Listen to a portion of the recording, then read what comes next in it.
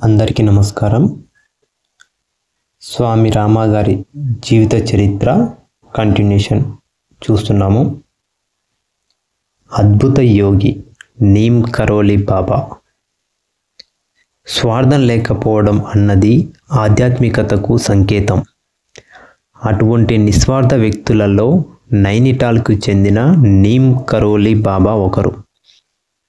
ఎవరైనా వారిని చూడ్డానికి వెళ్ళినా, సరే చూశావుగా, నేను చూశాను, వెళ్ళు అనేవారు ఆయన. ఒకానొకసారి స్వామి రామ ఆయనతో కూర్చున్నారు.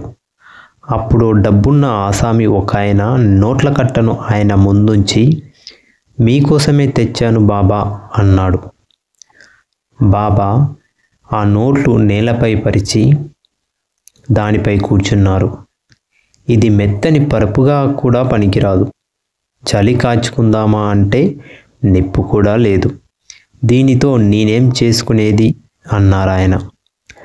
బాబా, ఇది డబ్బు అన్నాడా ధనికుడు ఆశ్చర్యంగా.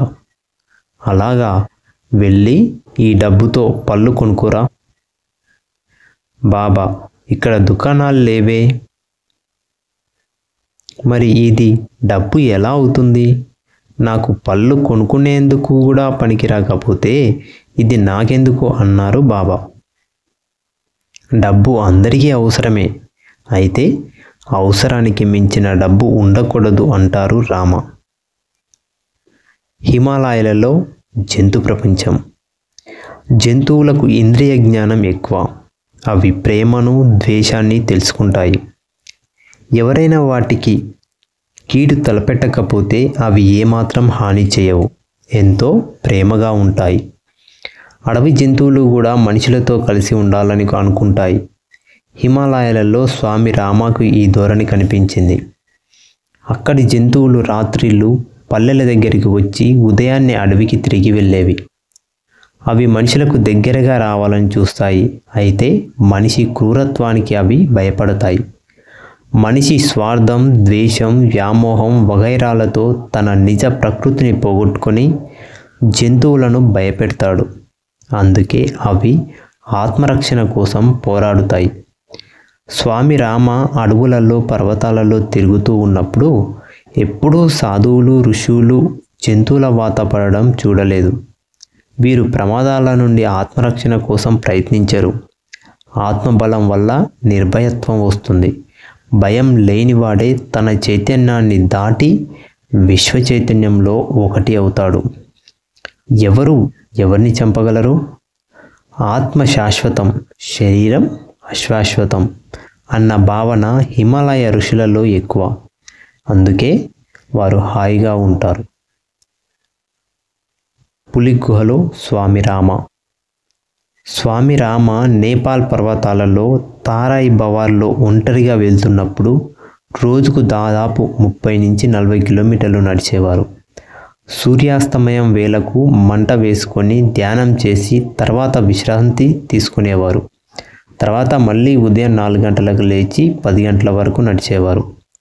మధ్యాహ్న వేళకు నీళ్లున్న చోట చెట్టు కింద కాసేపు కూర్చొని ఏదో ఒకటి వ్రాసుకొని మళ్ళీ మధ్యాహ్నం 3:30 నుంచి రాత్రి 7 గంటల వరకు నడిచేవారు.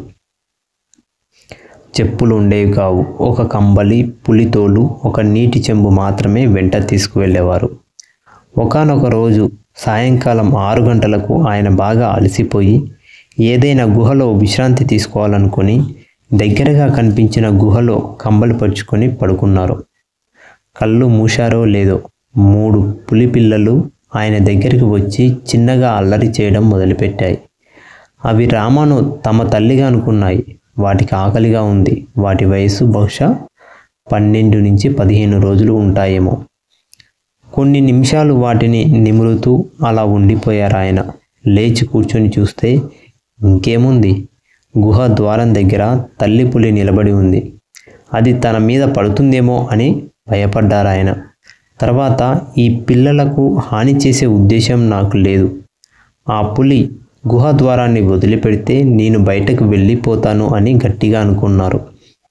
వెంటనే ఆ పులి ద్వారాన్ని వదిలి వెళ్ళింది. అప్పుడు రామ గుహ బయటకు వెళ్ళిపోయారు. ఆయన కొంచెం దూరం వెళ్ళగానే ఆ పులి తన పిల్లల దగ్గరకు వెళ్ళింది. ఇటువంటి అనుభవాల వల్ల ఎవరికైనా భయం పోతుంది. జంతువులకు మనుషులకు మధ్య ఉన్న ఐక్యత కూడా అర్థమవుతుంది. ప్రమాదం, భయం అనే భావాలు వచ్చినప్పుడే జంతువులు ఎదురు తిరుగుతాయి. మనుషుల బంధాలన్నీ షరతులతో కూడినవి. మనం మనలోని తత్వాన్ని మరిచి మన చుట్టూ గోడలు కట్టుకుంటాం. తర్వాత చుట్టూ ఉన్న వారితో సంబంధాలు పోగొట్టుకుంటాం. ఇతరులతో ఉన్న సంబంధం గురించి సూక్ష్మంగా ఆలోచిస్తే ఆత్మజ్ఞానం పెద్ద ప్రయత్నం లేకుండానే లభిస్తుంది అంటారు స్వామి రామ. త్యాగపదం, కర్మపదం. గురుదేవులు స్వామి రామను సర్వసంగ పరిత్యాగి కావాలని ఎప్పుడూ కోరలేదు. అన్నీ అనుభవించు, నీకు కావలసినవి నిర్ణయించుకో, నా నుంచి ఏమైనా నేర్చుకో, అయితే స్వతంత్రంగా ఎదుగు, నా సాయం కావాలన్నప్పుడల్లా నేను ఇక్కడే ఉంటాను అన్నారు. ప్రాపంచిక విషయాలతో రామను ప్రలోభపెట్టే ప్రయత్నాలు ఆయన చాలానే చేశారు. ప్రపంచంలోకి వెళ్ళు, పెద్ద ప్రభుత్వ ఉద్యోగివిగా నాతోనే ఉండిపోయి నేనే కావాలనుకుంటే మంచిది కాదు. నువ్వు ప్రపంచంలో స్థిరపడడమే నాకిష్టం. నీకు కావలసినంత డబ్బిస్తాను అన్నారు. నాకు కావాల్సింది అది కాదు అన్నారు రామ నిశ్చయంగా. నిశ్చయంగా అంతేనా అంటూ పర్వతాలపైకి తీసుకువెళ్ళి, నీకు నగలంటే ఇష్టం కదూ అని అడిగారు గురుదేవులు.